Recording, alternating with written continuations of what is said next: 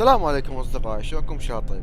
اليوم جبنا لكم تجربة للسفينة العملاقة الجيرشكو، أفضل سفينة بالسوق الحرة. نجي للعتاد. عتاد السفينة صاروخ زيركون مخفض مع دي اف 17 المدفع ارمات 130 مل مع الطوربيد الصيني مع البانستر مع الدفاع المخفض ريد دوت. هذه السفينة العملاقة رغم صغر حجمها لكن هي تدمر أكبر وأقوى السفن، فخر الصناعة الروسية. وراح نشوفكم إمكانية وقوة هاي السفينة بالأونلاين أو بالأوفلاين.